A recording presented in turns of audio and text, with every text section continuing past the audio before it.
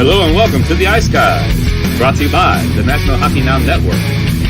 This is the show that takes you into the world of the National Hockey League. Every game, every day, from a betting perspective. With pro sports handicappers, Ian Cameron, Alex B. Smith, and various guests from the world of hockey and sports betting. And now, here's your host, Ian Cameron.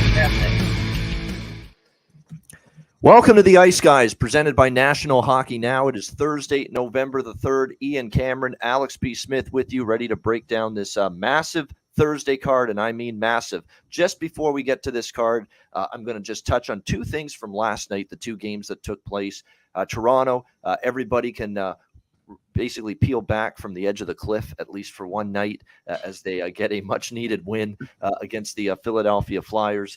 To cool the waters a little bit after obviously a brutal road trip out west. So give them credit. It might have been one of the best games I've seen John Tavares play as a member of the Toronto Maple Leafs. The captain, you want to see a captain lead by example when your team's basically got their back against the wall. And boy, did we see that last night from John Tavares. A great game for him. The hat trick as well in that Leaf victory. Got a little testy at the end as Austin Matthews was targeted by Konechny and some of the Flyers. And I know that there's been a lot of banter on Twitter today about that incident, talking about whether Austin Matthews was right or wrong, standing there laughing while all of his teammates are doing the dirty work, coming to his aid and protecting him while he didn't really do much of anything there. So, I understand it's kind of a bad look, you could say, for Austin, not really getting involved in the fracas himself. But at the same time, the guy had a wrist injury last year. Does he really need to be getting into a fight? And it's not like we haven't seen other superstars not fight in a situation like that. So in this case, I get that for Austin, you'd like to see him maybe, just not rely so much on all of his teammates there in that spot.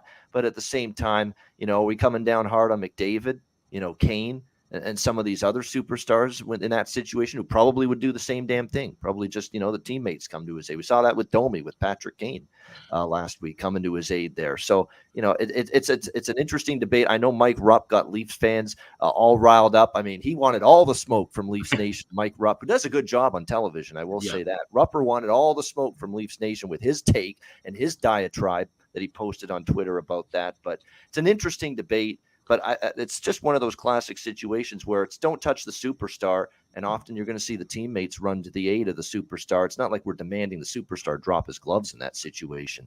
Right. Well, that's the thing. Yeah, we're not expecting him to fight, nor should he. Like I said, especially with a guy who's had issues with his wrist, where to the point of needing surgery. But at the same time, you try to compare it, like I said, with the Patrick Kane situation, Max Domi. Kane was face down on the ice, and before he could even try to get up and do anything about it, Domi rushed over and took care of Tyson Jost. So the difference is that, you get into the scrum, you maybe hold a guy, you square off with another star that is not going to fight, or somebody who's not really keen to throw their gloves out, and at least make yourself engaged. You can't just stand there in the back like you're one of the referees watching everything and overseeing it, especially when you're the guy getting hit. I think that's the part that looked bad. There wasn't necessarily so much that he wasn't jumping in and all of a sudden trying to scrap at somebody. He said you don't want to see that from your superstar, but you do want to see some engagement. And he was a little too disengaged for that situation. Yeah. That's sort of the main criticism was regarding that and Austin Matthews. And the other game, what a comeback by the Buffalo Sabres, and what a collapse again by the Pittsburgh Penguins. It's back-to-back nights, back-to-back games. They blow multiple goal leads in the third period, and they end up losing the game. Just dreadful from the Penguins, how they have just fallen on really hard times, and returning home was not the answer against Boston, and obviously back-to-back against the Sabres, another lead they could not hold. It was another great game for Tage Thompson. It was a great game for the goal scorer prop bargain bin as well, for Kyle Okposo getting us there with the empty net goal right at the end. And that's one of those things I always tell people, is that don't be scared to come back with that same player the next game if he doesn't score for you the previous game. Sometimes you can't just jump off the ship or the train after one game if he doesn't score. Sometimes you got to stick with it.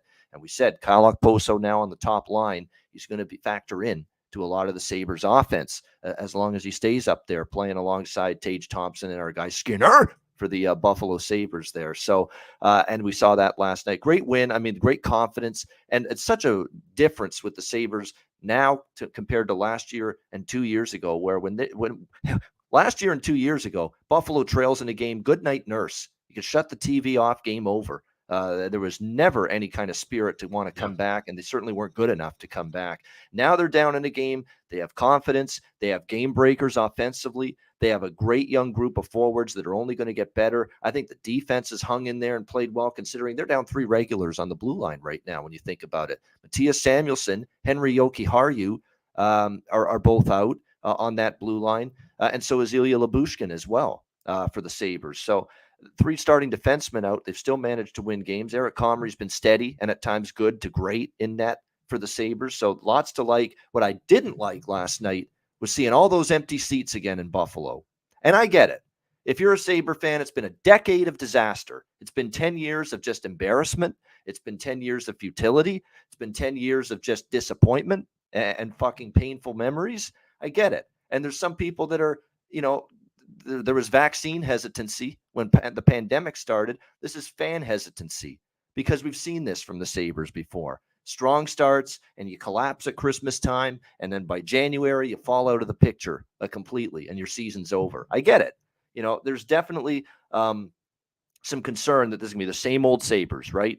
That this great young team is not going to keep this up for 82 games. I get it. And you're clouded mentally by 10 years of just horrendous on-ice product from the Buffalo Sabres. But I don't think you should penalize and punish these players for that. Right now, this is an exciting team to watch. They're finding ways to win. They have scoring up and down their lineup.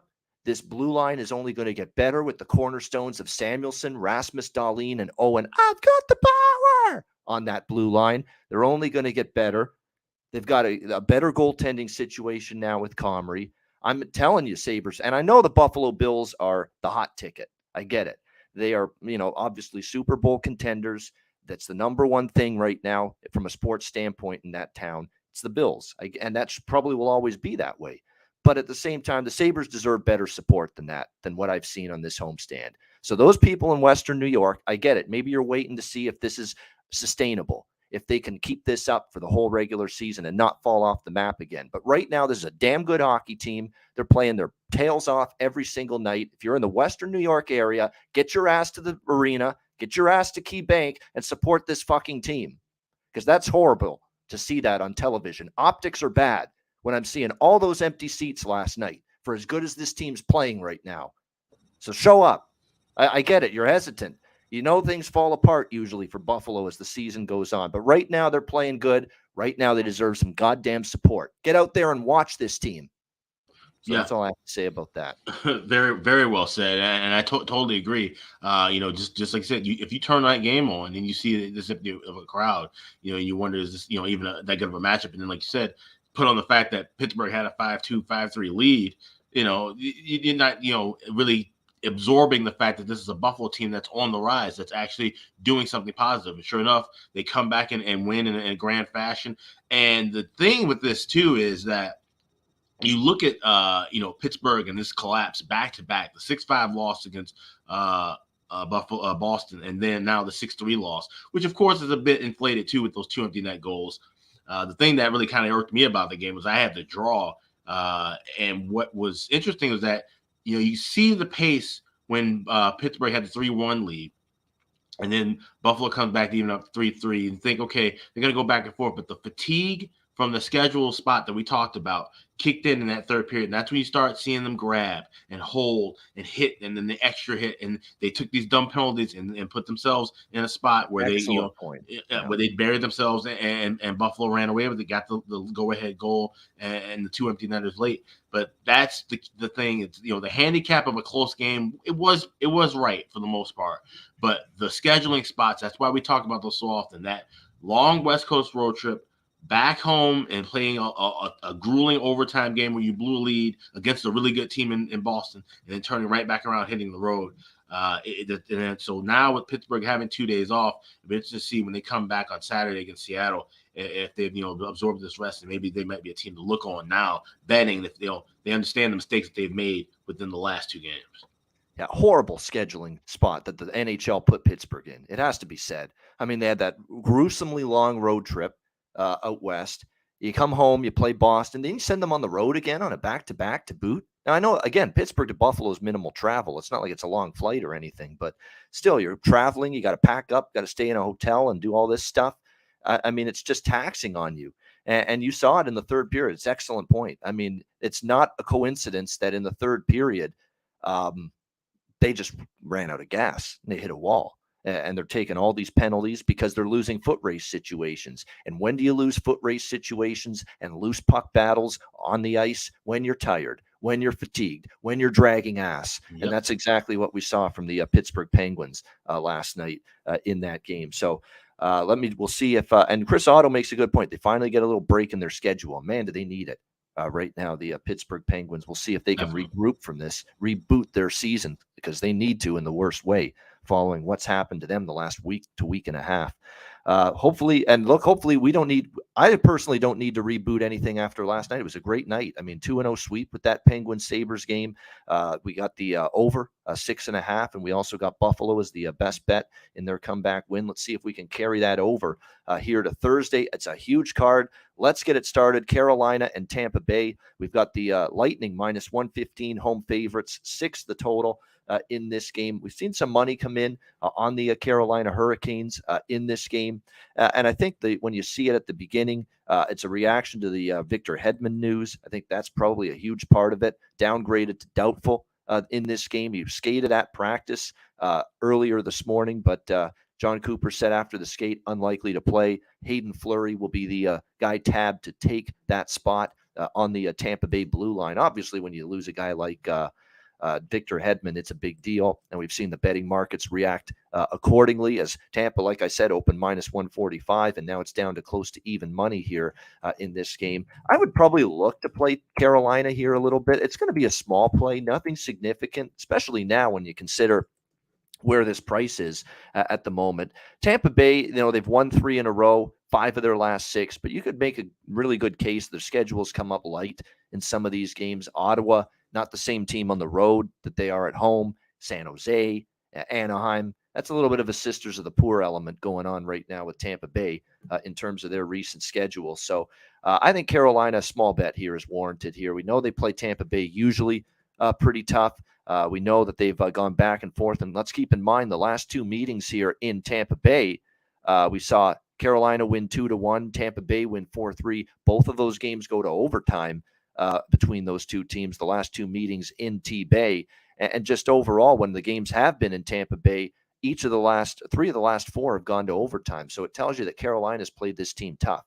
And obviously without Hedman, it's going to be a bit of a loss. I still think when you look at the Lightning, they're a team that's got to score a lot more by committee right now. Kucherov has not always gotten it going this year, hoping that a goal he scored the other night against Ottawa can get him going a little bit. It's mostly been the Stamkos point show this year for Tampa Bay. One goal prop that I like for the Lightning here is Nick Paul, moving on up to the second line center spot, and did score the other night. So Nick Paul, I think, is one of those bargain bin options you could look at here when it comes to Lightning props in this game. Alex, what are you liking here, Carolina, Tampa Bay? Yeah, well, you touched on it about how these games have gone to overtime in Tampa when these 2 teams meet. But when you look at the history, 8 of the last 10 games decided by 1 goal. 3 of the last 6 have gone to overtime as well. So I'm going with the draw here, plus 335. Carolina, Tampa Bay, 2 good goalies in that.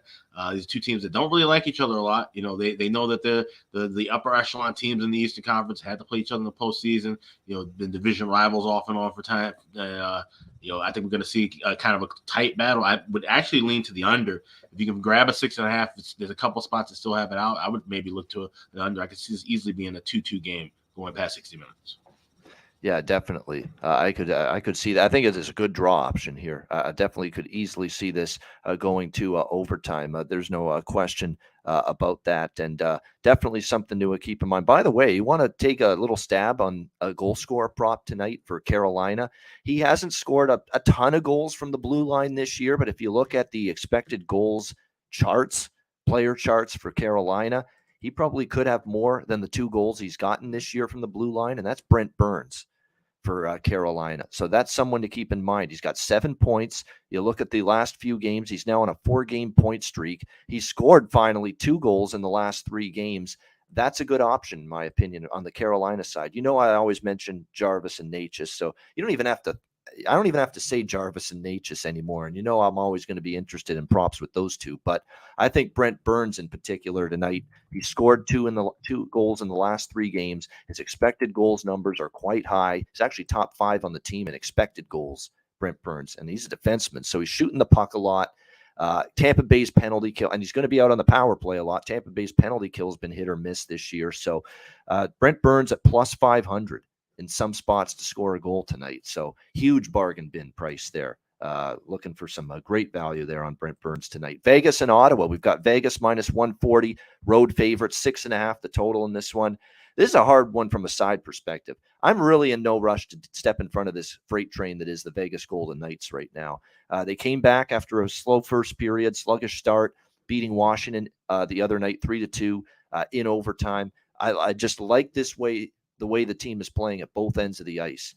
And Bruce Cassidy has said we're going to have our blue line, our defensemen join the rush, but we're also going to not sacrifice good structure, good team defense, and good positioning in our own end to do it. And that's very hard to do when you're trying to get your team to be a little bit more aggressive with their pinching in at the blue line and being involved in the offense, and still want them to be a structured, disciplined, positionally sound team in their own end. And yet Vegas has really done a great job with that. And to me, you can teach this kind of system to be aggressive offensively with your defensemen and still be sound positionally, fundamentally in your own end, because you've got a bunch of veterans. Like if you're trying to teach this shit to a bunch of rookies, good luck with that. It's going to be a clusterfuck. There's going to be guys running out of position. They're not going to know who's going to have who, in the communication. And that's when the coverage breakdowns occur, when your communication's screwed up and people don't know what their assignments are when they're getting back, in a transition situation.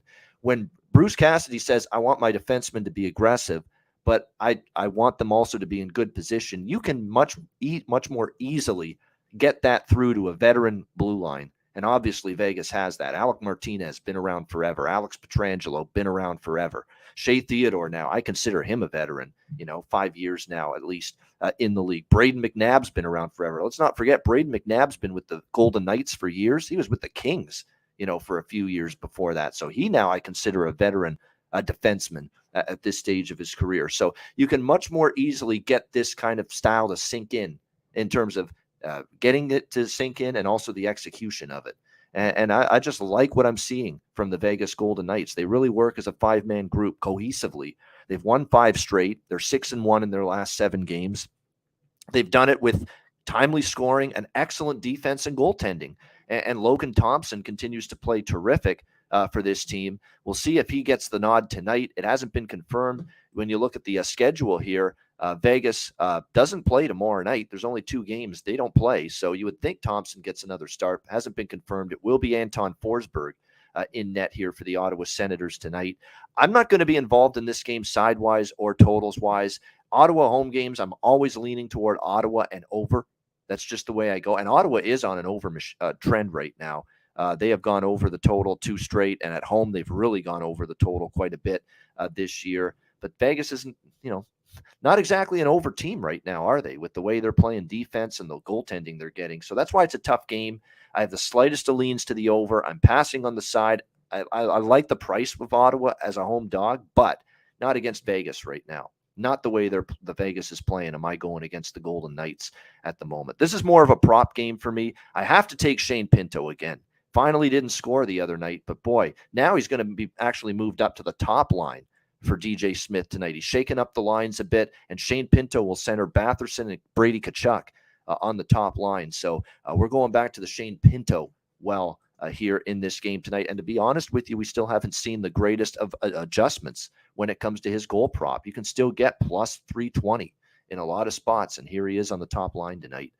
Alex, what are you liking here? Golden Knights Sens. Yeah, this is going to be a pass for me. I was on Vegas in their last game in regulation against Washington, and they started off a bit sluggish. They did come back to win the game, but of course they needed overtime to do so. And I feel like this could be one of those kind of games again where it could be kind of go back and forth. He said Ottawa's a tough team at home. But, if I want to take Vegas, and like I said, I want to wait one for the goalie confirmation, because maybe it could be Aiden Hill Even though there's not, a back-to-back spot, but, you just want to give Thompson some rest. You don't want to run him into the ground. He's the guy you're going to really need to rely on as the true number one starter. So, like I said, I want to wait for that. And if it is Thompson, we probably see this number maybe go up a few cents. So it's just, there's other spots on the card I like more. It's going to be a pass. All right, going to be a pass for Alex, and this one for Vegas. Chandler Stevenson's one I'd consider is from prop standpoint, because expected goals are off the chart for him. He's getting 3, 2, 3, 5 shots on goal. It hasn't always shown up with the goal scoring, but he still has 4 in the last 7 games for the Golden Knights. Chandler Stevenson, to me, has got a little value with his goal scorer prop tonight in this game. And again, you can find that price around plus 285, as high as that for Stevenson tonight. Bruins and Rangers. We've got New York minus 135 home favorite, 6 the total in this one. I mean, I'm not going against the Bruins as a dog with the magic they have rolling right now. There's no question. It's just they find a way. They're relentless. That was an incredible show of never give up, never quit against the Pittsburgh Penguins. Tons of adversity, too, in that game where Linus Ullmark finally probably has his worst game of the season, gets pulled. Jeremy Swayman comes into the game, then gets injured. And then Jim Montgomery's got no choice but to go right back with Ullmark again, put him in to finish the game. And believe it or not, give Ullmark credit. He composed himself mentally when he went back into the game and put up a goose egg and allowed Boston to put up that comeback win against the Pittsburgh Penguins. So impressive with Brad Marchand. I mean, he's come back from this long absence, and he's been just absolutely phenomenal. There's no question. Everybody contributed to the success of that Pittsburgh comeback win. They're getting scoring by committee. That's always the thing we have criticized about Boston, that it's too much on the plate of Bergeron, Marchand, and Pasternak. But right now, Charlie Coyle has it going offensively. Taylor Hall stepped up with the big tying goal the other night. Pavel Zacha, we cashed a goal scorer prop with him. He moved up to the second line center spot prior to that game against Pittsburgh, and we cashed a goal prop with him. And I like Zacha again here tonight, just based on the fact that, again, he's on that second line center spot, and again, mispriced, not being priced like a guy that is playing on the second line center spot right now for Boston. Plus 400 in some spots for Zacha to find the back of the net tonight in this game. I have a small Boston bet here just because, plus 115, they're finding ways to win. To be honest with you, I love this Rangers team, and they're my pick to be in the Stanley Cup final, but can't say I've been impressed with even their wins lately. The Dallas game, it fell apart for Dallas when Ottinger got hurt. Totally changed the complexion of that game. Rangers ended up winning at 6-3, and then barely squeaked by Arizona 3-2, and barely squeaked by Philly 1-0. So they're not winning games easily right now, the Rangers. So I don't love the idea of fading a team. I'm high on the Rangers, but at the same time, Boston's got something special cooking right now. Plus 115. Very hard to pass that. I worry a little bit about Boston maybe falling a little bit flat just because of, they just notched the biggest comeback win in Bruins history against Pittsburgh. Maybe they just fall a little bit flat after that kind of all-out exuded effort to come back in that game. But it's still Bruins are pass for me here tonight in this game. Alex, what do you think, Bruins Rangers? I lean with the under. I don't want anything to do with the side. Like I said, Boston's playing lights out right now, and having that big win coming from behind, like I said, you want to be hesitant with that first game afterward, because they could just ride that momentum and keep playing well, or they could, kind of fade out a little bit, especially early in the game. But with that said, if they do fade early, don't have that kind of energy level at the start of the period, the New York Rangers seem to not have that kind of energy at the beginning of the game, whether they're playing well or not. They're a low-scoring team. They're one of the worst as far as first period overs go. So this is one I think could be kind of a low and slow hockey game. Two very good goaltenders playing. Two teams always kind of play each other tough, like to play each other physical. We see some scraps a couple times when these two teams meet up. I remember last Thanksgiving they had this matchup, and we saw a couple of good fights. So, they know that they're two teams they have to deal with in their own division and don't like each other a lot. So that also sometimes can open up to where we see more penalties and more power plays, but I just don't think that's going to be the case here. I think both goalies are going to be ready, especially Ullmark, like you said, kind of having that regeneration, if you will, from the first period to the third period. And now he keeps his unbeaten streak alive, and Shesterkin has not lost in regulation yet. So lean under. That's the only thing I can look at. I can't take any kind of side right now. Yeah, I think too, Boston wants to cool things down a little bit. They got into a little bit of a back and forth affair with Pittsburgh. Although I will say this, and Sean McDonough and Ray Ferraro mentioned this many times during that Boston-Pittsburgh game the other night, that Jim Montgomery's got when they get the puck and they move up the ice, like everybody's just whoosh, whoosh, right up the ice. I mean, it's just unbelievable. Like their transition game is way faster than it was last year. And it's so interesting. I would say it's so interesting with that because Montgomery was kind of playing that low defensive style with Dallas, right? Yep. And then he was the assistant in St. Louis where they play more of they can, they're good in transition, but they're not going to press the tempo offensively and rush four guys. And it's kind of funny that, once he's gotten the reins on, it's as if he's made adjustments to where, hey, even though the Boston Bruins are known for kind of playing the body, the neutral zone game being stellar, but having that offensive push is huge. And I think in the Eastern Conference, it's almost like there's kind of a stereotype for years. And I think we talk about it a lot too, about the Eastern Conference and Western Conference. The Western Conference seems to be the more faster offensive styled teams, most likely, where you see the more balanced defense efforts come on the East. And sometimes when you have coaches swap around and those philosophies, you flip those things around, and then you can kind of gain an edge because the East, especially the Metropolitan Division, when you look at those teams as a whole, they are kind of defensive oriented. They have good balance. They have talented offensive players, but their system doesn't just dictate them to roll the puck out and let them skate. So I think maybe that's the reason why Boston's kind of catching people off guard right now. It is, and we'll see. The adjustments got to be made quickly because that's a huge difference. Is that they are definitely getting the defense involved in the attack pretty much every time down the ice. It's been impressive to watch here, but doesn't mean this game is going to be an up and down affair. Certainly the Rangers, and we've got goaltenders assuming it's going to be Allmark, and it obviously should be, yes, and Shesterkin. So, and Allmark finally had like a come back down to earth performance against Pittsburgh, but let's also not forget that he was pretty damn good before the Pittsburgh game, playing really well this year. So I have no issues with anyone looking at an under here. Detroit next up. We've got Washington minus 130, road favorites, 6 being the total. Oh, I forgot to mention too. Let's go back a second. Lexi Lafreniere for the Rangers prop tonight as well. Up to the second line, hit the post the other night against Philadelphia. Had a really good chance, missed the net, getting chances. His expected goals numbers are getting better with each game, being involved more in the offense, and you can get as high as plus 320, plus 340 for Alexi Lafreniere to score a goal tonight for the Rangers. So I like that one. All right, now we can go to Washington, Detroit. We got Washington minus 130, road favorite, 6 the total in this game. Detroit, first game since really in a shoddy defensive performance, shoddy game overall against the Detroit or against the Buffalo Sabres. Tage Thompson goes just ape shit on this Detroit team on Monday night. 3 goals, 3 assists, 6 points, lit up Detroit like a Christmas tree 2 months in advance in that game against the Sabres. So it was an ugly game defensively for the Detroit Red Wings.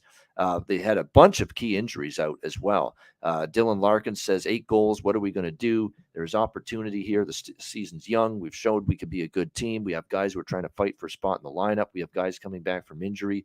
We need to show that we care more every night. So captain kind of calling out his team after that game against Buffalo, rightfully so. I mean, the Red Wings, are a team that I think is better than they showed in that game. But let's not lose sight of the fact either that this is, as I mentioned, a very banged up team at the moment.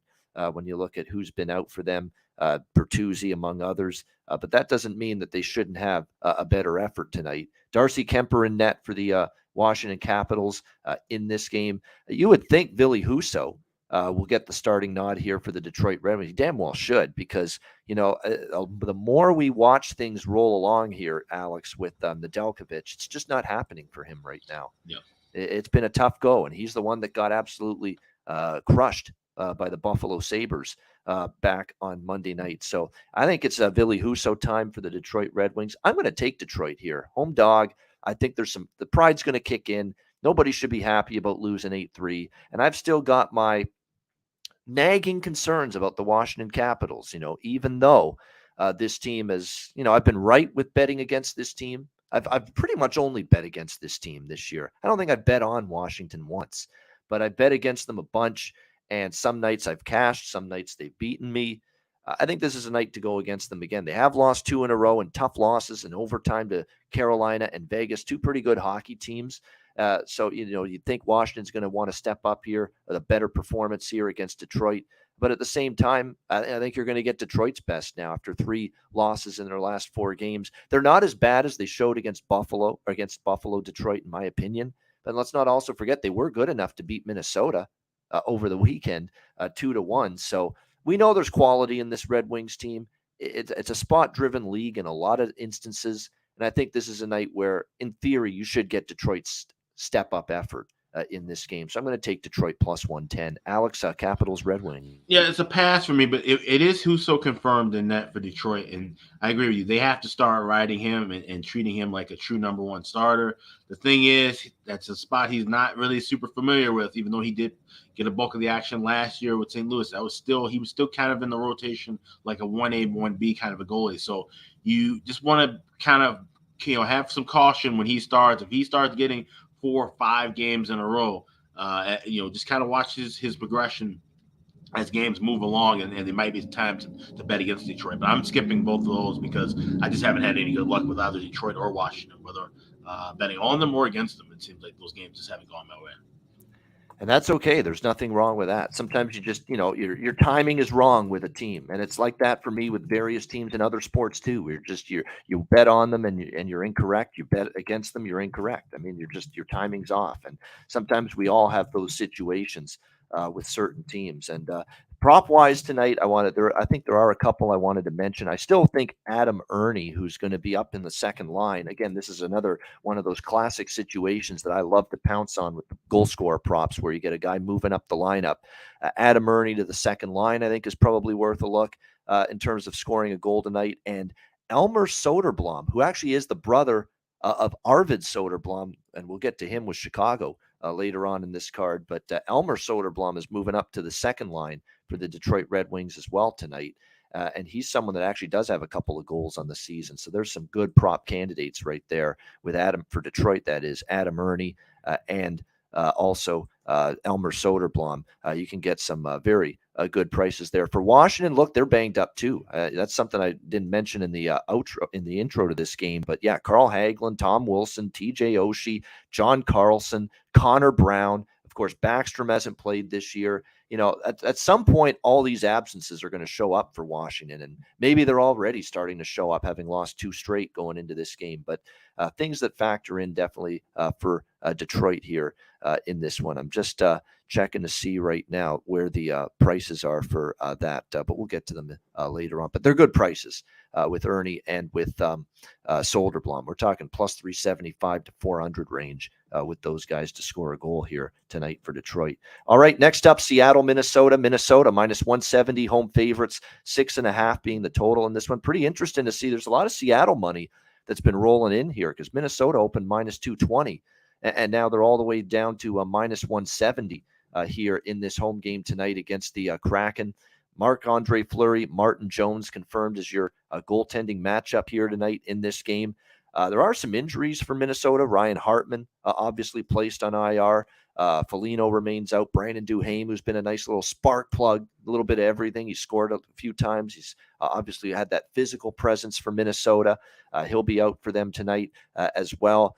Seattle coming off the huge comeback against the Calgary Flames the other night was very impressive. This team actually, if you look at their advanced numbers defensively, they actually are among the top 5, top 10 teams in the league in terms of chances allowed, shots allowed, all that kind of stuff. I mean, they're actually playing some solid defensive hockey, the Seattle Kraken. The goaltending's at least been a little bit better during this stretch. They've won 3 of their last 4. They certainly have some positive momentum, but at the same time, you have to also consider that maybe these last 3 wins, Alex, were flat spot for the opponent, right? Buffalo at the end of the long road trip that was very successful, flat spot. Same thing with Pittsburgh. For them, it was the very end of that long road trip, and they took advantage of that, beating Pittsburgh. Calgary the other night, I don't think he got Calgary's A game. I'll be brutally honest. And if you listen to Daryl Sutter, and I'll reiterate this when we talk about Calgary's game tonight against Nashville, you'll hear that he didn't think they had their best game either. So Seattle kind of took advantage of teams that were either at the end of a road trip, brutal spot, tough spot, or a team that maybe didn't have their A game. Will we see Minnesota fall into that? Minnesota, here at home, we have seen for the most part, other than the Detroit game where they actually didn't play that bad in that loss, they have brought their A game in 4 of their last 5. So It's not a game I'm going to get involved in from a side perspective, probably neither a totals perspective either. More so going to look at some props here when it comes to Seattle and Minnesota. And I think for Seattle, you can sprinkle just a little bit on the three guys that are going to be on the top line, because Dave Haxtell's really shaken things up here. He's got now Burakovsky, Alex Wenberg, and Oliver Bjorkstrand as his top line going into this game tonight. And you could get pretty good prices with all three of those players in terms of scoring a goal tonight. Burakovsky is in the plus 300 range to score for the Kraken tonight on that top line. Bjorkstrand, who struggled, you can still get him plus 270. And now Wenberg centering the top line. He's as high as plus 450 to plus 500. So there are some good opportunities there on the Minnesota side. Boldy, Rossi, and obviously we have to mention Mason Shaw because of the fact, first game up with the team last time out. I got as high as plus 575 on Mason Shaw to score a goal the other night against Montreal. Sure enough, he comes through. And I like that he got into the fracas a little bit as well. He wasn't scared to mix it up a little bit. He went to the hard areas of the ice, which is where you want to go to score goals. And Mason Shaw, not quite the price we saw against Montreal, but you're still getting north of plus 400, plus 475 at some spots. Mason Shaw to score a goal. He's going to maintain his position in the lineup tonight against Seattle, playing on the second line with Joel Eriksson Ek and Matt Boldy. So Mason Shaw, again, I think if you cashed with him the other night, why would you not take a shot, come right back, roll right back with Mason Shaw tonight?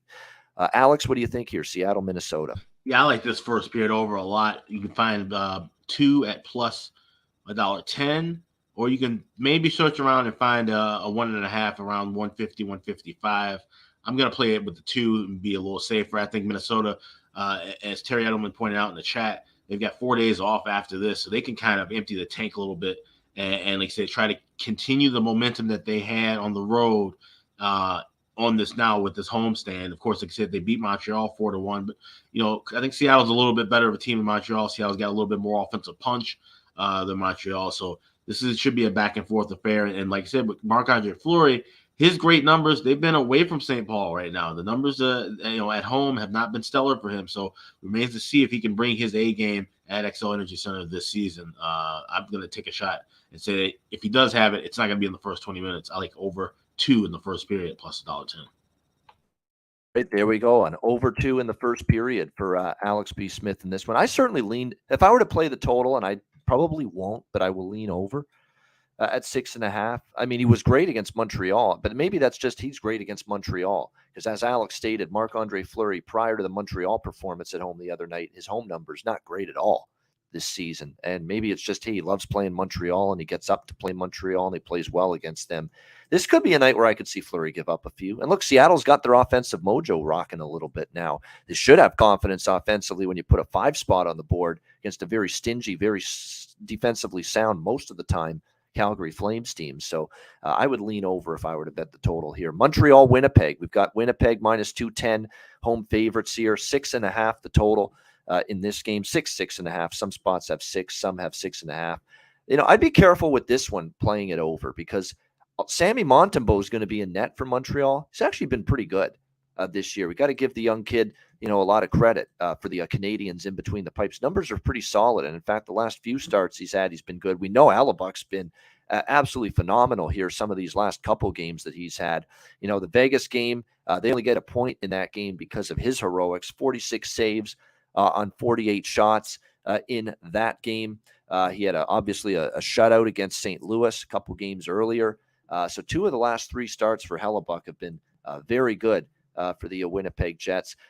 I've been trying to make a case to take Montreal at times as underdogs, but with Winnipeg here having some time following the road trip that they just completed through LA, Arizona, and Vegas. It was a 3-game road trip. They won 2 of the 3, but they did lose the Vegas game. And from all indications, they were not happy about it either, losing that Vegas game. And finally, it looks like Rick Bowness back behind the bench and hopefully for good. First, it was COVID. Then he came back briefly. Then he had dizzy spells for a bit, and he couldn't be behind the bench because of that. But now apparently he's finally feeling good again and should be behind the bench moving forward for the Winnipeg Jets tonight. Feels like a Jet spot, certainly would lean in regulation with them, but I don't necessarily love the idea conceptually of going against Montreal when they're getting these kind of prices. They could strike for an upset win at any given night. They've got that kind of team. They're going to have some nights where it just doesn't click for them and they get rolled. And then there's going to be nights they're doing what they've done a couple of times this year, like St. Louis, for example, and Toronto in the first night of the season where they're pulling an upset or two. So very volatile team to handicap on a game-by-game basis. So we'll lean under, but I'm going to pass on the side. Kirby Dach, I would come back to him from a prop standpoint. He's on the top line again for Montreal tonight. He didn't score the other night, but you don't give up after one game.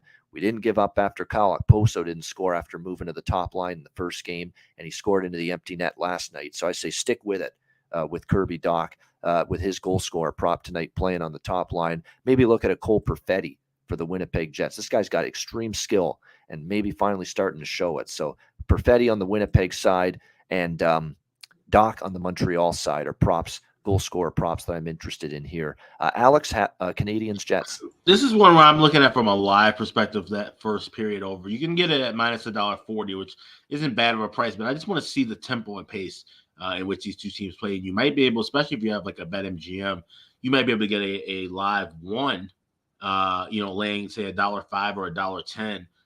So you push on a goal, go over with two, and may not even need the hook there. So this is one I'm going to kind of watch for in that range. As far as the side goes, definitely don't want anything with Winnipeg at that high of a price. They said Montreal, they are coming back, but with Montembeault and that, still a bit shaky. I don't trust him enough, even at $1.80 price. So pass on the side, looking for a live first period look.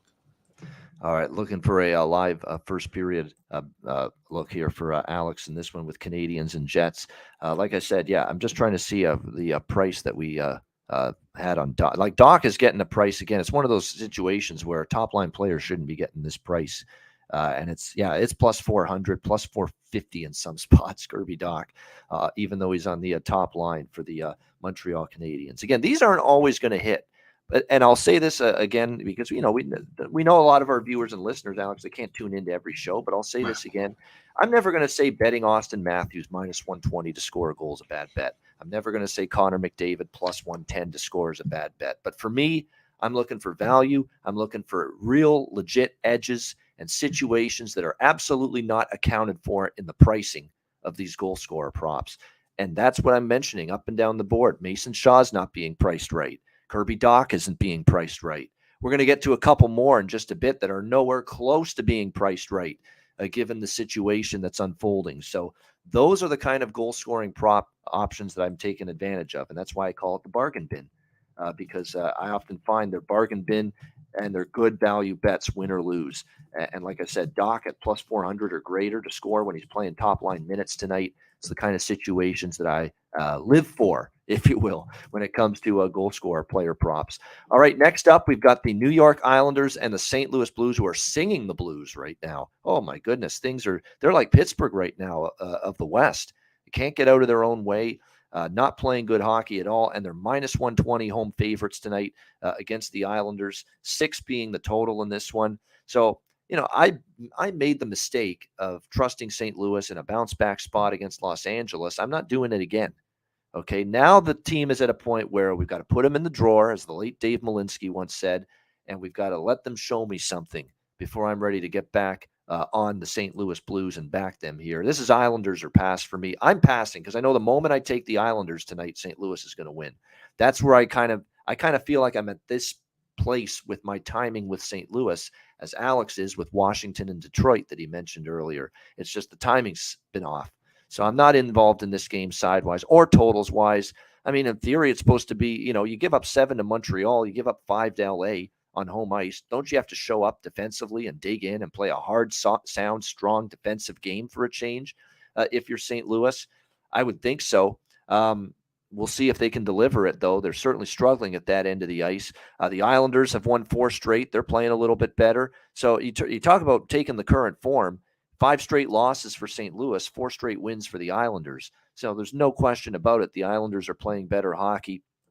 I would only look at the Islanders, although I'm not in this game, because it's that fear inside that, you took St. Louis the other night against the Kings, and now you're going to roll back with the Islanders, and you just worry St. Louis. This is the night for St. Louis, but I still think if it's Islanders or pass for me from a side perspective. Prop-wise, we have a lot to talk about with this game, certainly. First of all, I've talked about Oliver Wahlstrom quite a bit here for the New York Islanders. Top line minutes, he's worth a look. I think Brock Nelson was in a scoring slump. He finally broke out of it against Chicago the other night. You could have some value with him moving forward. I like these, these are good offensive players that can score goals, that have kind of struggled, and maybe you look at them to bounce out of it. For the St. Louis side, O'Reilly Auto Parts calling out his own game after the LA loss, saying, I need to be better. It's not just the team. I'm the captain. I need to be better. Watch him be better tonight. He usually responds when he calls himself out. He's that kind of heart and soul player. So plus 280 on O'Reilly to score a goal, I like for the Blues. And the big one, the pièce de résistance, if you will, from a goal scorer prop standpoint here tonight. We've got Noel Acciari, and this is a Jimmy Murphy special because Jimmy Murphy, is the Massachusetts guy. Noel Acciari, he's mentioned him before. He is getting the promotion because of how hard he's worked. Craig Berube is looking for guys that are going to give a fuck. Right. He's looking for guys that are going to do the grunt work, battle for loose pucks, board battles, win one-on-one battles for pucks. Noel Acciari can do that. He's noticed that. And Noel Acciari's playing on the top line tonight, moving all the way up to the top line. This has been a guy that's played third and fourth line all season. He's moving all the way up to the top line tonight for the St. Louis Blues, playing with Ryan O'Reilly and Braden Shen on the top line. And you can get Noel Acciari on the top line tonight for the St. Louis Blues at plus 600 to as high as plus 675 to score a goal in this game tonight. 600 at DraftKings, 600 at BetMGM, 620 at other places. Unbelievable. 675 at Caesars. That's the zenith of the value right there with Noel Acciari tonight. It's an outstanding opportunity and situation. Again, doesn't mean he's going to score, but you give me a plus 600 or better with a top line player in a spot where the Blues have their backs against the wall. You'd expect them to come out firing. They damn well should. Shame on them if they don't. You'd expect this to be a game where Noel Acciari maybe finds the back of the net, and what a price that is on that, plus 600 to plus 675. And if you actually look at these expected goals numbers, he's ahead of many Blues players in expected goals. He's fifth on the team in expected goals. Noel Acciari. You'd expect, more than four players to be ahead of Noel Acciari in expected goals based on how loaded this group is with their forward group. So Noel Acciari, and I think Robert Thomas as well, someone I would consider on the Blues side if they're going to get things going tonight in this game. He has been dropped to the third line. His expected goals numbers are good, though, and he's still getting plus 300. So it's a good game for props. A lot of opportunities and a lot of value based on these lineup situations.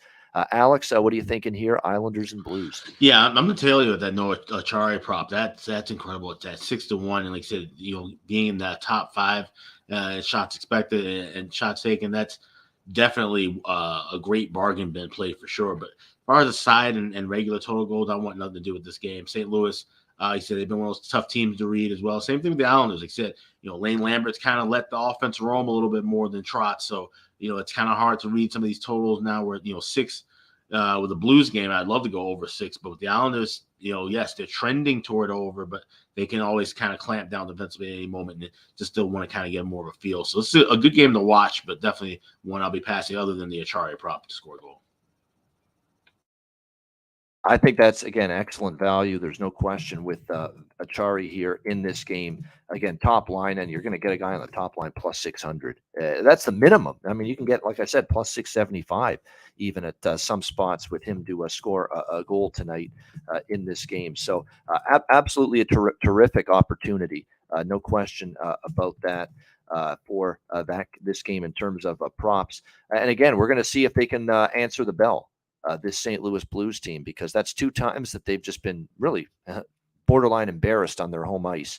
We'll see if they can turn things around tonight in this game. Yeah, I'm just seeing it now. I'm just confirming that I'd want to make sure I didn't see things.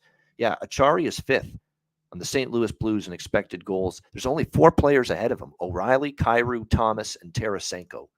That's it. Noel Acciari's ahead of guys like Braden Shen, Close Shave Barbashev, and others. Buchnevich, go on down. He's ahead of a bunch of Blues in the expected goals category for this team. So yeah, you talk about tremendous value. That prop definitely on Acciari is Tremendous value. Kings and Blackhawks. Kings minus 170 road favorites. 6.5 was the total. It's down to 6 now in this game. I'm puzzled by the downward move in the total in this game. I'll tell you what, Alex, we kind of came into the season saying, this LA Kings team, they're going to be more of an over team this year. Well, 7-1-2 to the over in their last 10 games. They've definitely taken that projection from me preseason that we're going to cash some overs with the LA Kings this year. It has happened. And it's not surprising, in my opinion, because when you look at this team, they still want to play pretty solid, sturdy defense, but they have a lot of great puck-moving defensemen now with Mikey Anderson and Sean Dursey, among others. They've got way more firepower up front. Kempe, Kopitar, and the explosion, of course, of one of my favorite players in the entire season and in the league right now, because I've just cashed a shit ton of goal props with him, Gabe Vilardi, who has just been absolutely incredible for the LA Kings, night in and night out, getting chances, scoring goals, was held off the scoreboard finally and held pointless for the first time in 4 games against Dallas the other night in that 5-2 loss. But it was a tough spot for LA. Back-to-back games on the road. He had scored in 4 straight games before that. He has 8 goals, 5 assists, 13 points on the season. We've been taking it every game, betting it every game. Gabe Vilardi to score a goal. You know damn well we're going to be back on it here tonight. And still not a huge adjustment yet with him. Plus 280, starting to get adjusted a little bit. Plus 280, plus 250. Those 300s that we used to get are gone with Gabe Vilardi. So they're finally sliding that, base price point for him to score a goal in the direction they should be, because you can't keep the guy that's got 8 goals, plays on the top line at plus 300 forever to score a goal. You got to make an adjustment at some point, and they're starting to do that here with Gabe Vilardi. Bet365 has plus 280.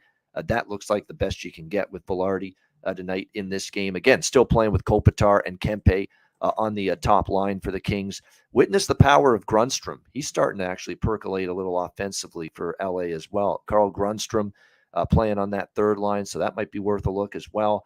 From the Chicago side of things, their offense got held down by the Islanders 3-1 the other night. Now things are starting to go in the other direction for the Blackhawks. 4 straight losses. Alex was never one of these Blackhawks fans that was thinking after the hot start, wow, it's actually going to be a different season. Now we're starting to see reality sink in a little bit. The work ethic is still there for Chicago, but again, they are not going to be able to always win games with work ethic and will alone. And now we're starting to see signs of that from Chicago in their last few games. So 4 straight losses for them. Playing the Kings. I mean, I lean Kings in regulation here. Actually, that's probably a bet I will add, is Kings in regulation here to get the job done in this game. I'm not a big Arvid Soderblom guy, as you know, and Alex I don't think is a big, isn't really trustworthy of him in net either. 3.1 goals against, 920 save percentage this year. Last year, the numbers weren't good. 5 goals against, 863 save percentage. I'll tell you what, though, he didn't play that bad. Though against the Islanders on Tuesday night. We'll give him some credit for that. Held him to 3 goals. I mean, he can't score for Chicago. They couldn't get their offense going. He didn't play that bad, but he's one of those players that I'm going to need, Alex, and you can speak on this as a fan that sees this team all the time. I'm going to need to see the guy play 2 good games in a row. To me, he looks like he's going to be one of those goalies where he can surprise and rise up and have a really good game and then just shit the bed and be bad the next game. I think he's got that kind of thing going right now. So I need to see examples of him playing solid in net twice in a row before I'm ready to trust him. So Kings in regulation. The bet I really like is the over, though, in this game. I don't understand why this total's gone down a half goal. I like goals in this game. Kings Blackhawks over 6. Quick and net for LA, but LA is not exactly totally shutting things down of late, and they've been on the road for a little bit. I could see Chicago being able to get a little bit of goal production going tonight. So I like the over here at 6 for sure with these 2 teams. Alex, Kings, Blackhawks. This is definitely a game that I circled yesterday for the team total over with the LA Kings. And now you can get 3.5 at even money. I actually laid $1.10. I love this play a lot. I mean, like I said, I'm not big on Arvid Soderblom at all. And now, not only is he going to have to fill in a spot starts, no, he's the number 1 guy with Stalock and Mrazek out. Now, Mrazek could come back next week. That's what reports are indicating, which would put him right along the time frame to play LA in Los Angeles when they go on the California road trip. So What you see now, maybe take with a bit of a grain of salt because things could get back to normal, and we might see at least somewhat normal. Peter Mrazek starting, and Soderblom would be reduced to the backup.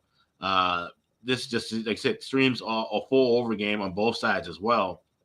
Even with Quick in that, Quick made a ton of saves in that 5-1 win against St. Louis, but he faced a ton of shots. There wasn't much shot blocking in front of him. He had to stand up and make those 10-bell saves, especially late in the third period. So he is susceptible to giving up, a few rebounds a couple times in the night. Maybe the Hawks can capitalize and go that way. So I like this team total over with LA, but I also like the full game over 6 as well. There you go. That's probably, what I might do too with the Kings is the Kings, rather than put it all in regulation, do a split with the reg bet and the team total. That team total is good value, 3.5 even money. I might split it up half and half with the Kings plus the full over 6 bet. So definitely a lot to like here in this game. A lot of props to like as well, as I mentioned. And again, Domi and Radish is where I'd start and end with Chicago. Goal scorer props as well right now going into tonight's game. All right, that's not Seattle-Calgary. We will change that. It's actually New Jersey and Edmonton next up here on this Thursday card. This should be a good game the way New Jersey's playing right now. We've got the Oilers minus 160 home favorites in this game. The total sitting at 7, believe it or not, between these two teams. I think at 7, I'm probably not going to bet it. I've already had bad luck this year with unders for the most part. I still remember that Florida-Philadelphia game. I'm still scarred by it. I mean, I liked the under in that game, and it was 2-1 in the first 10 minutes. But this one, I could make a case for the under. Don't look now. The Devils are a top 5 team, expected goals allowed, all the defensive metrics and categories. New Jersey is doing very well in a lot of those categories right now. You got to give them a lot of credit. This is about as sturdy a defensive hockey team as I've seen in years out of the New Jersey Devils, and they are playing some terrific hockey, both ends of the ice. They actually have gotten goaltending from Vanacek. Hell, even my mortal enemy, Mackenzie Blackwood, played okay the other night against the Vancouver Canucks, but especially with Vitek Vanacek, very good in net. He's been as well for the Devils. Edmonton, again, they gave Campbell the start against Nashville. He was better, but he's still not shutting the door completely. Even though they had that, they just made Nashville's defense look foolish in that game. Edmonton rolling the Predators early, and then it was just too much of a hole for the Predators to dig out of, and Edmonton ended up cruising to a 7-4 victory. But he still gave up 4 goals on 23 shots, Jack Campbell, in that game. So he's still kind of scuffling a little bit. So back Jay Woodcroft goes to Stuart Skinner for the Edmonton Oilers here in net, who's been absolutely fantastic for them. I mean, and that's why he's got this goaltending platoon going right now, where the assumption going into the year was Jack Campbell's going to start the majority of the games. Not the case anymore because of the way Stuart Skinner's played. 1.59 goals against average, .955 save percentage, excellent numbers this year. Edmonton playing good hockey at the moment. They're on a nice roll, 5 straight wins coming into this game, beating St. Louis, beating Pittsburgh, St. Louis, Chicago, Calgary, Nashville. But now you're playing outside your conference, right? You've got an Eastern Conference team coming in here. I think it's a live dog spot, honestly, for New Jersey. I like the way New Jersey's playing at the moment. Plus 140 is a good price. The stats and the numbers are off the charts. And now if you actually watch this team play, the eye test is matching those stats. Everybody's raving about the gaudy statistical profile of the New Jersey Devils right now, but the eye test is matching that. Like, they destroyed Columbus. Vancouver was really never in that game. They shut out the Colorado Avalanche last week, which is hard as fuck to do, shutting out the defending Stanley Cup champions. They are legit right now. Again, the key word is right now. I mean, people are now saying buy futures on this team. I need to see another month. Can we give it another month? Can we give it another 2 months? I still want to see if this is sustainable long-term. But right now, this team is legit, and they're playing great hockey. And to me, they're catching too big of a price right now, the way they're playing. So I like New Jersey here, plus 140. Alex, Devils, Oilers. Yeah, and I understand that look, especially when you look at Edmonton, a bit misleading with that big win they had in that last game against Nashville. It was kind of a closer game than expected early in the contest. I'm going to take a lean here with the draw at plus 375. I think we could see, like I said, if New Jersey does play their A game in the style they want, they got to try to limit that offense. Keep the puck away from number 97 as much as possible. Draisaitl as well. Limit those two guys. Limit their exposure a little bit. And maybe we see this one stay pretty close. I'm not suggesting it would be an under, because we've seen these two teams kind of trend when they do play each other to the over, but we've also seen 5 of the last 10 meetings go into overtime or a shootout. So at that big of a price here, like I said, maybe Edmonton kind of underestimates New Jersey a little bit, lets them hang on a little longer than they should, and this game goes past 60 minutes. All right, another draw from the Draw King right here, Alex P. Smith, looking like that's his bargain bin. The draw. Mine's the goal scorer player props. His is the draw when it comes to the bargain bin prices. But yeah, this should be a competitive game. I expect that. So I think it's definitely worth a look here in this one. When I look at the props, by the way, I think it's a good game to look at props when you look at it. Kyler Yamamoto, by the way, when you look at it, is a guy that's 5th in the team in expected goals, second line. I think I agree with a look toward his prop, and I stick with the Nuge as long as he stays on the top line for Edmonton, Ryan Nugent-Hopkins. For the New Jersey Devils, someone in the chat's already on to what I'm thinking. Back on Fabian Zetterlund on the top line again for New Jersey. He's had a bunch of chances, scored against Columbus. Didn't score the other night, but had a bunch of chances. And Fabian Zetterlund's not being priced again, like so many other players we've talked about. Kirby Dach and Noel Acciari for St. Louis tonight, not being priced like a guy playing on the top line for the New Jersey Devils. Fabian Zetterlund's plus 400 in some spots to score a goal tonight for the Devils. So I agree with that prop look. Jesper Bratt is heating up, and when he heats up, you just bet him to score a goal, a point, whatever the case may be, and he is starting to get it going for the Devils. If you want some extra value in your props for the Devils, Sharon Govich, Mercer, Wood, and Bastian are all really getting chances. Expected goals numbers are very solid for those 4 guys, and you could get extreme bargain bin value. And I mentioned this the other night with Wood and Bastian. Both of those guys are getting power play time as well, and you can get both of them in that plus 400 range. Bastian at plus 550 to score a goal. So again, you don't go wild betting, big amounts on these props, but you sprinkle a little bit on all these guys at these prices, and you just hit 1 or 2, and man, you'll notice it in your bankroll. There's no question about that. So nice little game when it comes to player props tonight.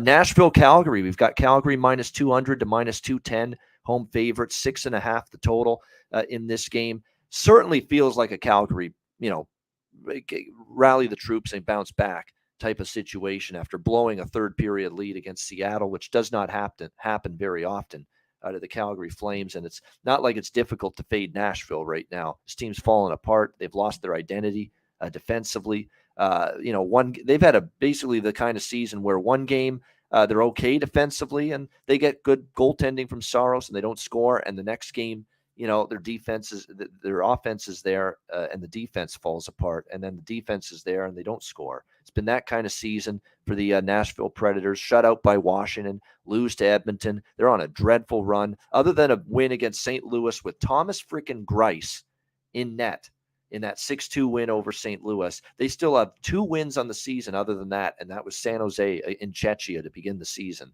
So this is just not a team playing very good hockey right now. I think the hot seat's got to get turned up right now on John Hines. They're taking way too many penalties as well. Bit of a fragile group going on with the Predators, and you would think Calgary will be looking to bounce back here in this spot. So what I think I'm going to do with this game is what I'm going to do with the LA game as well. We're going to do a Calgary in regulation and a Calgary team total over split in this game. I think that's the way I'm going to go about it here with the Predators and the Flames.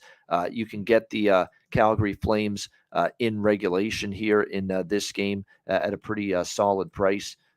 Closer to even money is what you can find with that. Calgary in regulation, minus 124 at Pinnacle. I like that price, and also over 3.5 with the Flames team total. It's just a lot of problems right now with the Nashville Predators. UC Saros has not been confirmed in net. It is Jacob Markstrom confirmed for the Calgary Flames after, remember, it was Vladar who got the start against the Seattle Kraken the other night. So they go back to Markstrom here tonight in this game for the Calgary Flames. As far as props go in this game, we do have one for Nashville that I do like. It's Tanner Jeannot moving up to the second line. And that guy just busts his tail every night. So it wouldn't shock me to see him get a one of those goals that's 2 feet from the front of the net, because he does crash the net pretty good. That might be worth a look. Daryl Sutter, after the Seattle loss, Alex said, Jonathan Huberdeau's got to bring more speed to his game. And Daryl will do this every now and then, where he'll just needle one of his players in a post-game press conference and say, you know what, we need just a little subtle jab or a comment saying we need a little more from you. So don't be surprised if Huberdeau answers the bell tonight for the Calgary Flames. And again, he's not the kind of bargain bin goal scorer prop price that we get with other players. But given the situation tonight, I'm going to look at Huberdeau plus 250 to score a goal tonight. I think he answers the bell here for the Flames after Sutter not happy with his, not playing up to speed the other night against Seattle after that loss. And a couple more for the Flames. Mangiapane's up to the top line. Lucic is up to the second line. We mentioned that the other night. Could sprinkle on those two players maybe as well for scoring a goal tonight. Alex, what do you think here, Nashville, Calgary? The thing about Daryl Sutter teams is that when they do go into a bit of a slump, obviously when they try to correct their game, it's going to be from the back end out.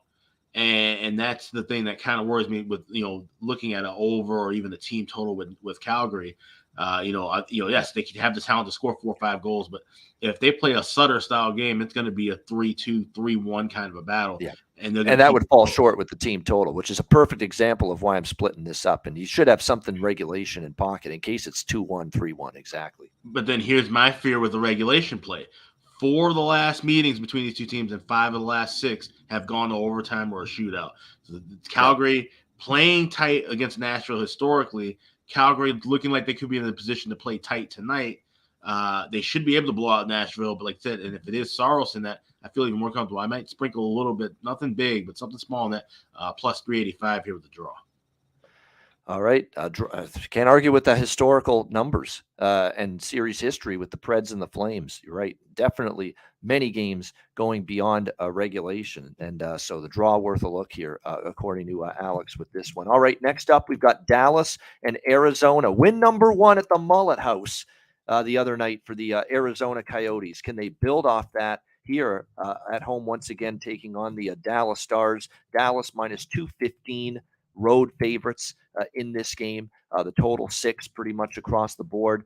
I don't have a strong feel for the side here. I mean, I think Dallas is the better team, obviously, should win the game. But and Arizona, to me, I think the Dallas team total over actually might be of interest to me, because here we go again with Karel Vejmelka, okay, who has a very, very strong track record of following up a heroic stand on his head performance with something completely different in his very next start. And I'm worried we see that tonight, because that's been the track record, if you will, of him in between the pipes. Now, he was nothing short of brilliant. Actually, you know what? We're not going to see him. Throw that out.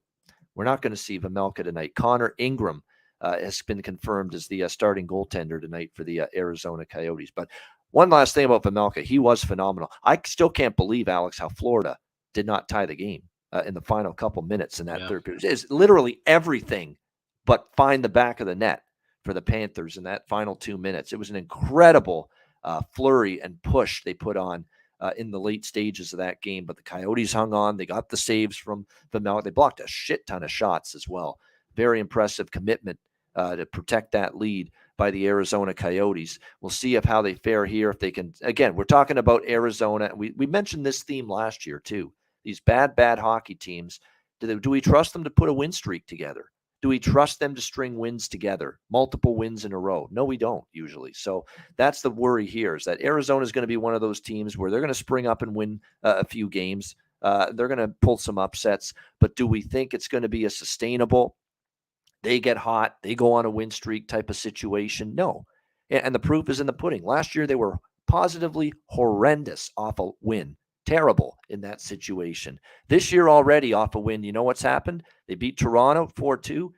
They lose to Montreal 6-2 in the very next game. They beat Columbus 6-3. The very next game, they lose to Winnipeg in their Mullet Arena debut. So already they're 0-2 off a win this year. So that tells you they are not able to carry momentum forward from one game to the next. And why is that? Because they're a bad fucking hockey team. That's why. I mean, it's just very difficult to string wins together. So, and we don't trust teams in that in that situation to do that. So for me, this is a pass. It's a small lean to Dallas in either regulation or a Dallas team total over. Especially now with Ingram in net, I could see Dallas having a better chance to get some offense going. The guy's got a 3.69 goals against average, 891 save percentage this year, Ingram. He's given up 3+ in every start this year. We'll see if that continues here tonight. But this is more of a game for some props potentially. Mason Marchment, Wyatt Johnston for Dallas. Pretty good prices interest me. Maybe you look at a Lawson Krause and a Dylan Gunther for Arizona. More of a game where I might bet on those 4 props, but nothing for me side or total. Alex, Dallas, Arizona. When the Arizona Coyotes leave Mullet Arena tonight, the next time they will be back in that building will be December 9th. They're about to embark on a 14-game road trip after this. And at least that's so they can get that shit show of a dressing room situation. That's it, yeah. They'll have brand new locker rooms to actually, and not dress in a hallway like a midget team.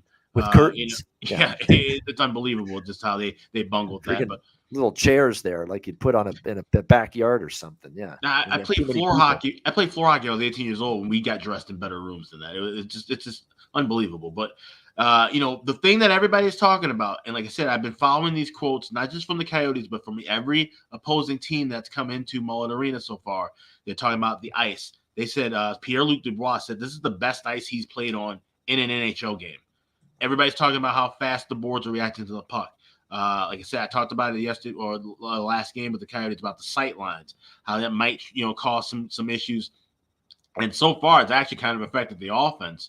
The goaltenders seem to kind of be focusing in maybe a little bit more. So that's the thing we have to kind of look at when you're talking about a new arena. This is something also I kind of harping on a little bit with the Islanders, because with their new arena last year, keep in mind, they played at old Nassau Coliseum. They also played in Brooklyn. And that was something we saw of a change where their defense actually did get a little bit tighter. Granted, they are a better defensive team than we're talking about with Arizona. Arizona's got goaltending issues. Connor Ingram's going to be starting in that. He's a goalie I do not trust one bit. And this number we've seen go down with the total. You're seeing a 6. You're seeing 1.5 as low as $1.25 at MGM. And the reason for that is everybody's looking at Dallas, 4 and 6 the first 10 games going to the first period, trending under, just like they were for the last couple of years. But they are still an offensive-minded team. They still have some good talent up front. And like I said, with this live ice, these live boards against the Arizona team that, hasn't, like I said, been shining at home in this little 4-game stand, I like this first period over a lot. I got 1.5 minus $1.25. If you see anything above 140, I would suggest playing it live, waiting for it to go down. I don't think we're going to see a goal right away in this contest. I think you will have some chance to get some value live. But $1.25, that's a great bargain here, I think, for a Dallas team that could easily cover this themselves and get 2 in the first period. There you go, liking that over in the first period. All right, Anaheim, Vancouver, 2 games left. Vancouver minus 170, home favorite, 6.5 the total in this game.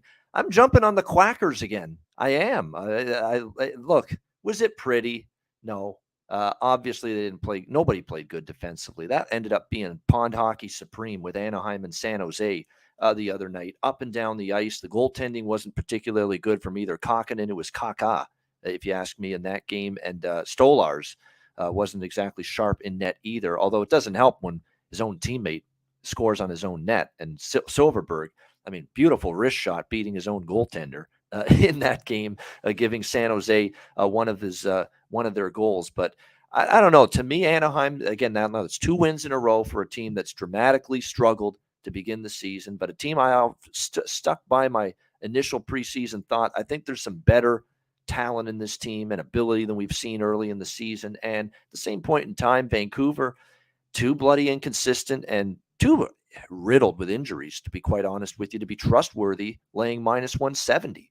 That's really the crux of this, in my opinion. There's just, if you look at this Vancouver team coming into the game tonight, Brock Besser's on IR. You're without 2 starting defensemen in Dermott and Pullman. Bo Horvat has shown up for you the last couple of games. Nobody else has offensively. That's concerning for Vancouver. You're still struggling to keep pucks out of your own net on a consistent basis. And the one thing Anaheim can do, and they're showing it here these last few games, they can score. When they've got Henrique is starting to feel it now. What a goal he scored the other night. Zegras, of course, who had a great interaction with James Reimer the other night, which was absolutely hilarious. They got to keep – they know what they should do? Never mind that it was an ESPN game. All right. Who cares? Put a mic on Trevor Zegras every game the rest of the season. Yeah. You're going to get some gems. The guy's got, one hell of a great personality. I like when he sees James on the list. He goes, James. Just the way he it's just the way he said it was absolutely hilarious. James. No, that's the kind of shit that's going to make hockey more popular, right? The interaction with the players, guys with personality and charisma.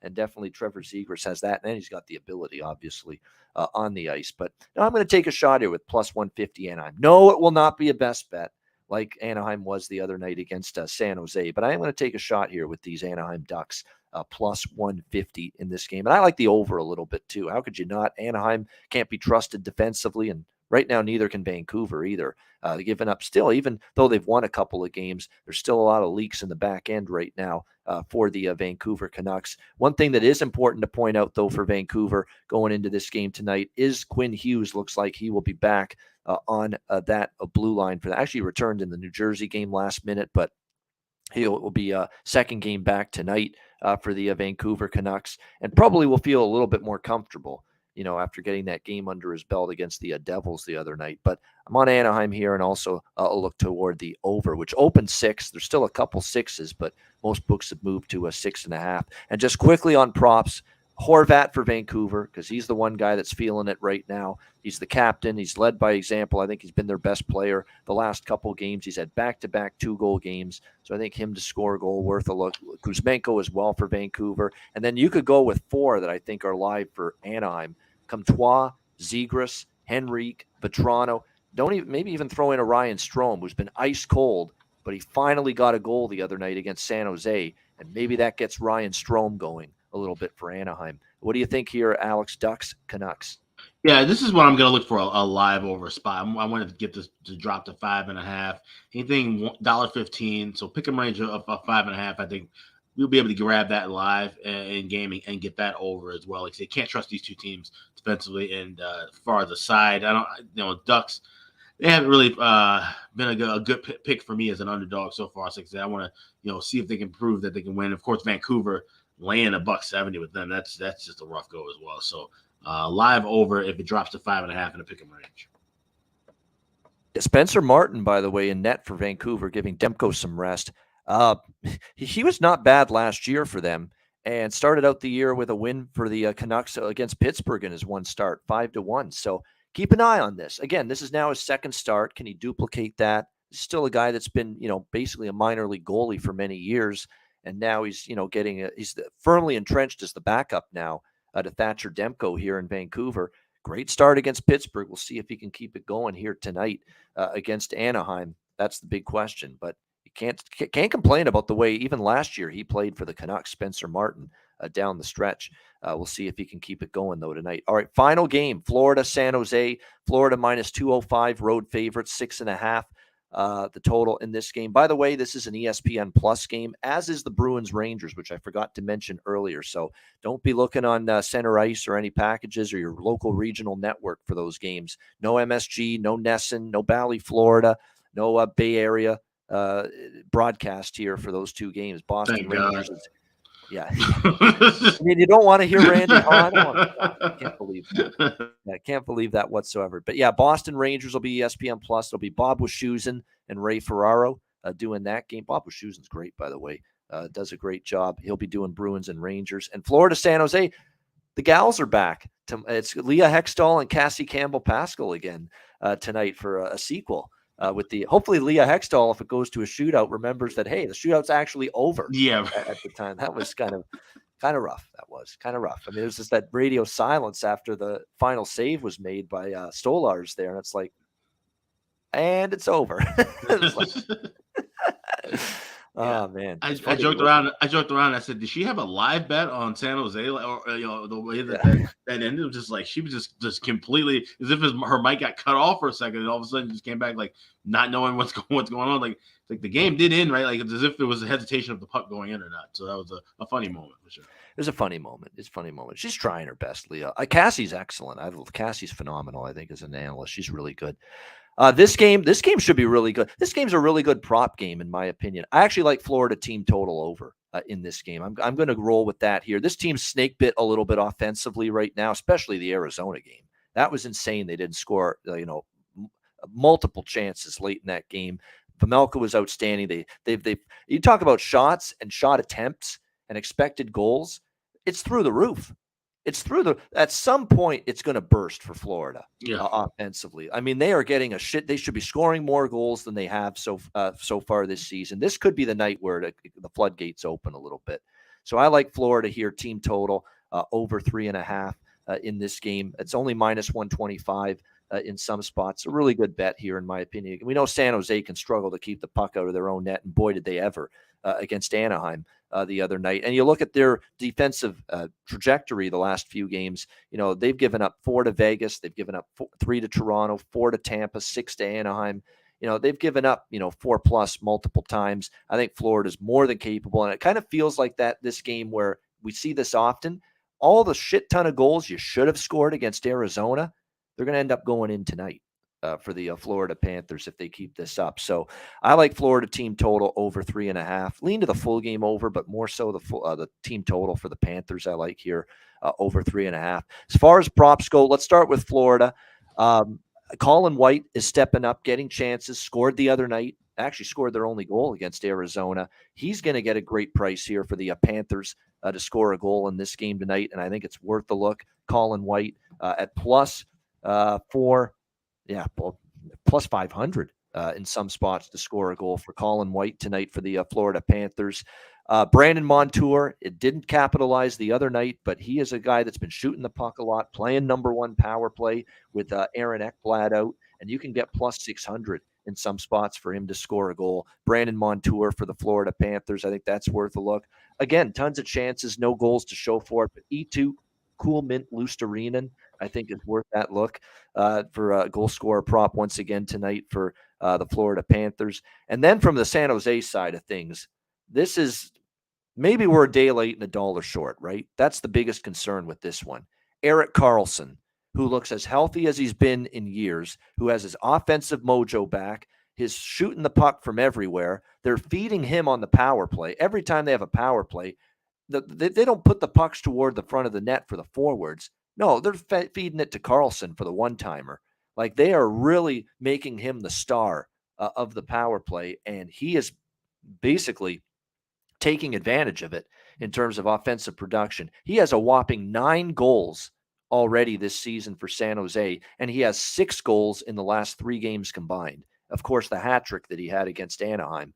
And at many books, we're talking about a guy with 9 goals on the season, 6 in his last 3 games alone. He is plus 475 in some spots to score a goal tonight. I shit you not. That is the definition of insanity right there. Now, this could be the night where finally, he gets shut down or, the hot streak runs out a bit.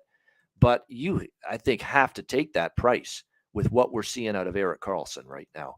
I mean, it's plus 475. The guy's got 6 goals in the last 3 games, and he's shooting the puck from everywhere right now for the San Jose Sharks. So it's an incredible player prop price. Win or lose, it's a must play, in my opinion. Plus 475, Erik Karlsson.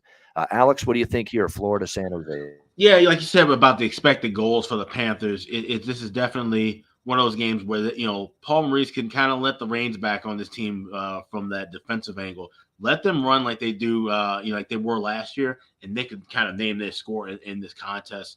But also, I don't think San Jose is going to be able to do much to punch back, because with Bobrovsky in net, he is 11-5-2 with a 2.33 goals against, a 931 save percentage, and 2 shutouts in 18 career starts against the Sharks. So he's always stepped up against this team. I might even take a small shot with the under 2.5 goals at plus $1.05 with San Jose. But I also like Florida to get things rolling early. I'm going to go with them on the first period puck line, laying a half a goal at plus 130. So I got 2 plays here. Panthers first period puck line, plus 130. And then Sharks team total under 2.5, plus 105. All right, Sharks under their team total, and Florida first period puck line, and I like that Florida team total over 3.5 here in this one. Bobrovsky, Bobrovsky hasn't played well, flat out. this year. Not played his best anyway. I mean, he's given up 3 goals in every start, at least 3. 4, 3, 3, 3, 4. That's what he's given up in the 5 starts. They've sat him out the last 2 games against Ottawa and Arizona, gave Spencer Knight the start. And Spencer Knight, played well, I think, in both of those games, well enough for the team to win. This is now a San Jose team that we think long-term, they're not going to be a great offensive team. And they have scored a few more goals lately on this homestand, but we still don't think of San Jose as an offensive juggernaut. This is supposed to be a spot for Bobrovsky to step up, play well, and get on a little bit of a groove here and get on a bit of a roll, start playing better, because it's not been good enough. And look, he's going to continue. Paul Maurice is going to continue to give Spencer Knight more starts if Bobrovsky doesn't improve. I mean, 3.07 goals against an .897 save percentage. He's got to be better than that. All right, the numbers have to be better than that for Bobrovsky. So here's a big opportunity for him, against the San Jose team. Take advantage of this opportunity and play well. Play the way a guy getting paid the way you are should be right now for the Florida Panthers. We'll see if goalie Bob can step up for the Panthers tonight against the San Jose Sharks. Great stuff. Great show. Tons of analysis. We packed it in for 13 games on this loaded Thursday NHL card. Patreon.com/Ice Guys. Make sure you're checking that out. $10 a month. Great content daily. Totals charts, goalie charts, power ratings, daily card for the Ice Guys show, and more video content, more of it on the way as well. Patreon.com/Ice Guys for just $10 a month. Make sure you take advantage of that. All right, great stuff. Best bets to wrap up this loaded Thursday edition of the Ice Guys. Alex, what do you like for best bet? Yeah, we're heading over to the west side of Chicago. Blackhawks and Kings tonight. LA has scored at least 4 goals in 4 of their last 5 contests. We're getting a great price here of 3.5 at even money against Arvid Soderblom, a goalie I do not trust one bit. It was a fun ride for the Hawks that first week and a half. I think reality's starting to set in now. They're probably going to lose another game tonight, but I like the Kings. Team total over 3.5 at even money is my best bet for Thursday. All right, LA Kings team total over 3.5. Best bet for Alex B. Smith. This normally doesn't happen, but him and I are on the same game for best bet tonight. LA Chicago over 6 for me in this game at -115 for best bet. I think it's a great option. Kings been trending over. 7 of the last 10 have gone over the total for the LA Kings. Chicago, I think after getting shut down by the Islanders, you'll see a better offensive effort from them tonight against the LA Kings. And I can see that the Kings now, this is going to be their 3rd road game in 4 nights. A little more sloppy defensively tonight. So I think Chicago can find the back of the net, and I sure as hell think LA will against Arvid Soderblom and this struggling Blackhawks defense. So let's go with LA Chicago over 6 -115. For my best bet for this Thursday card. And that'll wrap up this edition of the Ice Guys. A reminder, the Ice Guys is live 7 days a week, Monday to Friday, 2 p.m. Eastern, Saturday and Sunday, noon Eastern. If you can't watch the show live, download the Ice Guys podcast in audio form on all major podcast platforms, Google Podcasts, Apple Podcasts, Spotify, Stitcher, iHeartRadio, Amazon Music, and more. Download the Ice Guys podcast when you can't watch the show live. And I haven't said this before, but Apple and Spotify will allow you to review the show. If you could do us a solid, give us a 5-star review. Hey, you could tell us we suck too and give us a 0. But any review would be great. Hopefully a good one. But give us a review and give us a rating too, especially on Apple Podcasts and Spotify, because you are able to submit reviews for each show and each podcast with those 2 platforms. Yeah, that definitely helps us out for sure. The more 5-star ratings we can get. And as well, and also you mentioned, of course, patreon.com. Check that out. The Ice Guys store. We got some new shirts coming out pretty soon. Working on a couple of the different designs. We've got rolling in the hopper for that. Like I said, so we got a lot of things rocking and rolling. So definitely check out everything. I put the link tree in the chat box. That's link tree. So linktr.ee/the Ice Guys. That gives you everything you need. Our YouTube channel. It gives us the Patreon, the store, all of our personal accounts, and the Ice Guys account on Twitter. And also make sure to follow National Hockey Now on YouTube as well. Yeah. If you like this channel, subscribe to this channel. Make sure to subscribe to that channel too, because there's plenty of other content on there. And of course, the full show is recapped on that on their YouTube page as well once we get off the air. Exactly. And look, they're going to keep adding. Like they're hiring a ton of writers, beat reporters. They're hiring more and more people. Eventually, they want to get that site to the point where every NHL team has a site. They've got LA, Dallas, Montreal, Calgary, Toronto, Vancouver, Detroit, Washington, Philly, Vegas. New York Islanders, San Jose, Florida, Colorado, Boston, of course, Pittsburgh. Dan Kingerski, covers the Penguins. Our guy, Jimmy Murphy, we're hopefully finally going to get next week on the show, although he's been busy as shit. But we're going to try finally to get the weekly segment with Jimmy going next week on the show. Adrian Dater, Colorado. George Richards, Florida. Shang Peng, San Jose. I mean, you go on down the list. They all do great work. Constantly keeping you up to date on all those teams. So make sure you check out nationalhockeynow.com. No doubt, great team-related content on the site. Great stuff for Alex P. Smith. I'm Ian Cameron. Have a great Thursday night. Enjoy the games and good luck. We'll talk to you again tomorrow on Friday for another edition of the Ice Guys presented by National Hockey Now.